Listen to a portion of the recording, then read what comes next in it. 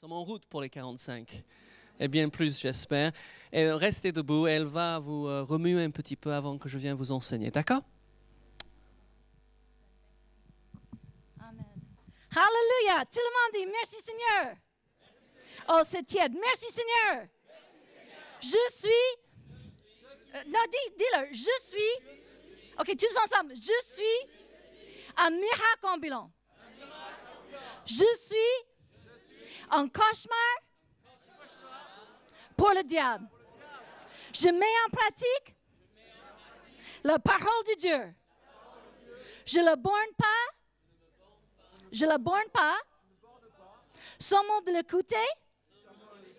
Mais je la mets en pratique. Je suis branché avec Dieu.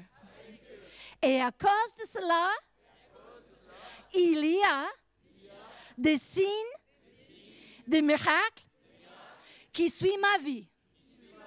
Parce que, avec la parole de Dieu, je ne peux pas faire faillite. Le ciel et la terre vont disparaître. Mais la parole de Dieu va durer pour toujours. Vous pouvez vous asseoir. Amen. Amen. Alors, mes amis, c'est vital que vous trouvez que vous êtes beau ou belle. Alors, faites vous-même un bon câlin. Vas-y, un câlin. Je surveille, je regarde. OK. Dis, Dieu m'aime. Et je m'aime. Baise-moi. Tu dis, pourquoi tu dis des trucs pareils? Parce que, mes amis, si nous voulons être utiles entre les mains de Dieu, il faut qu'on s'aime nous-mêmes. Sinon, on ne va pas prendre la peine de porter de bonnes nouvelles aux autres. Et mes amis, vous êtes le chouchou de Dieu.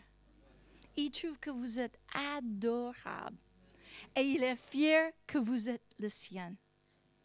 Et quand vous vous regardez dans le miroir, il faut que vous dites, dis donc, je suis génial. Je suis beau. Et je suis fier d'être moi-même. Vous savez, nous habitons dans une société qui veut qu'on soit tous anorexiques.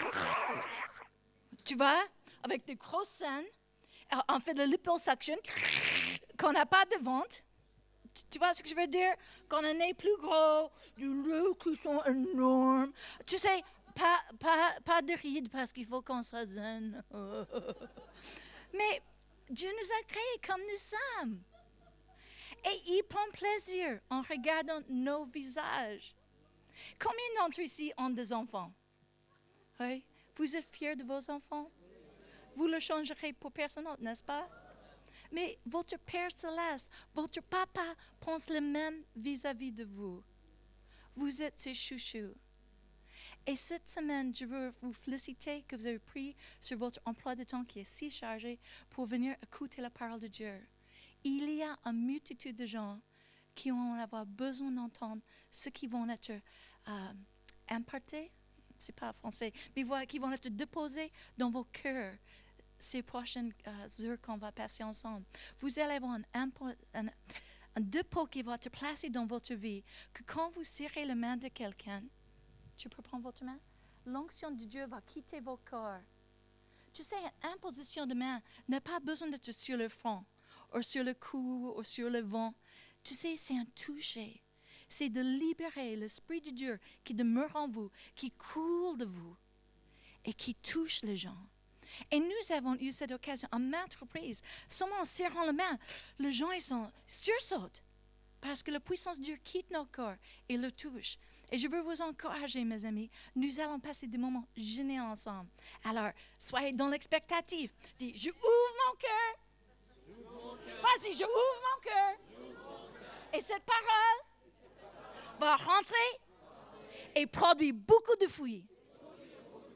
30, 60 et 100 pour un.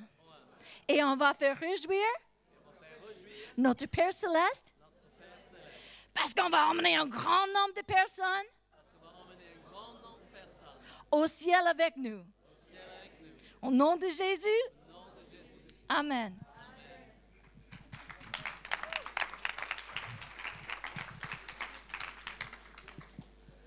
Alléluia.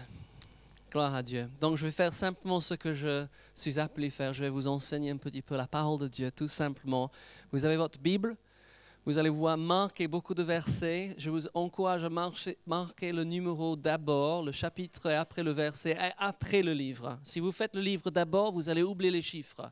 On va commencer en Proverbes chapitre 4, vous allez comprendre. Nous allons regarder ensemble les guérisons, moi j'appelle ça les guérisons individuelles de Jésus dans les évangiles. Parce que nous lisons à maintes reprises que Jésus guérissait tous, mais nous n'apprenons pas beaucoup de choses dans ces passages. Nous allons regarder un par l'autre, et si on n'arrive pas à tout faire ce soir, je vous donnerai les versets et vous pouvez le faire. Et nous allons voir quel était le part de Dieu, quel était le part de l'homme. Parce que ce que nous voulons faire, et c'est vraiment l'idée de cette école de guérison, de faire augmenter votre foi. Amen. Et j'espère que vous n'êtes pas dans la peine que Jean-Louis nous a dit que peut-être notre foi est entre 0 et 3. Parce que si c'est entre 0 et 3 et vous êtes là, moi je vous félicite. Parce que vous aurez pu rester à la maison en disant « j'ai pas la foi ». Non, on va augmenter la foi. Nous sommes ici ensemble pour augmenter la foi. Pourquoi? Parce que ou vous avez besoin de la guérison pour vous-même, et c'est une bonne raison d'être là, ou vous avez besoin de la guérison divine pour les autres. Ce que nous espérons, si vous avez besoin de la guérison pour vous-même, que vous augmentez votre foi à un tel niveau que vous allez réaliser que ce n'est pas uniquement pour vous, mais vous allez recevoir votre guérison et vous allez dire, mais j'ai maintenant au moins 5,1 et je peux aller prier pour les autres. Ou peut-être encore mieux, comme Jean-Louis nous a dit, imposez vos mains sur les autres, parce que c'est vrai, je crois aussi qu'on a trop prié. On a cru force à nos prières, et Jésus a dit, ne multiplie pas les prières comme les païens, qui croient à force de leurs prières qui sont exaucées. C'est notre foi et la puissance de Dieu qui est en nous. Et je reviens à ce que Jean-Louis a dit, quand nous passons le temps dans la présence de Dieu nous remplit. Et quand nous touchons les gens non pas avec notre personne, mais avec la personne de Dieu. Amen. Oui? Le jeûne et la prière, ce n'est pas de nous gonfler, c'est de nous remplir pour que quand nous soyons serrés par le monde, oui, comme une éponge, oui, donne ce qui est en lui, ce qui est en nous va sortir, l'Esprit de Dieu, la puissance de Dieu et surtout la guérison divine. Amen.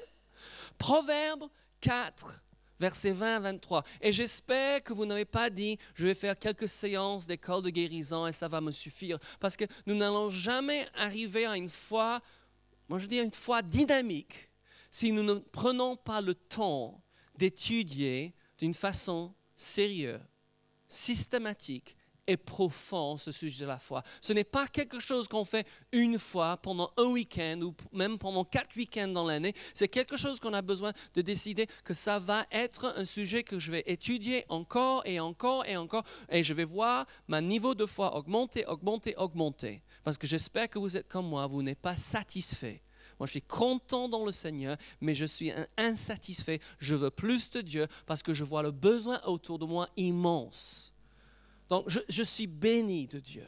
Ouais. Et comme Jean-Louis, dans certains domaines de ma vie, ma foi est à un bon niveau et nous vivons bien, nous vivons notre vie de couple bien, nous vivons beaucoup de choses très, très bien, mais je vois un monde qui souffre.